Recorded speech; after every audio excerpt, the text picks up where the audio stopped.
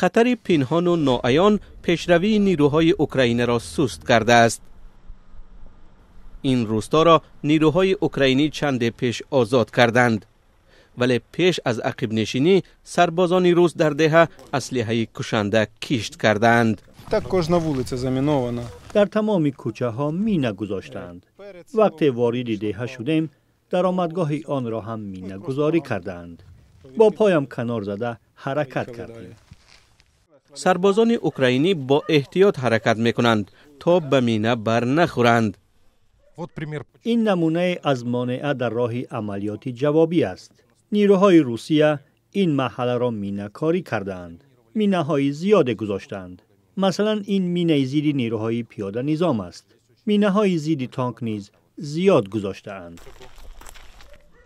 به این گروه سربازان میسر شده است که قسمی از مینه ها را برچینند. این مینه پای و دیگر اعضای بدن را پاره میکند، همه جا را پاره میکند، از جمله آلات جنسی انسان را. هر یک سرباز باید اصولهای عادی ترین کار مینه‌چی ها را داند، چگونه جستجو کردن و یافتنشان را. این کار را من خودم آموختم. سربازان روس در داخل بناها نیز مینه گذاشتند. دتوناتور این مینه آماده است. سربازان روسیه آن را گذاشتند تا ما نزدیک بیاییم و آن بترکد. استحکام های سخت در کمینگاه های نیروهای روسیه حمله های جوابی نیروهای اوکراینی را دشوار کردند. به سربازان اوکراینی 3 روز لازم شده است تا این کمینگاه روس ها را بگیرند.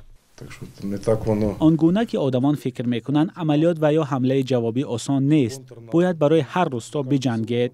برای همین فکر نکنید که این کار ساده است، ولی ما میکوشیم هر چیز زودتر آن را تمام کنیم.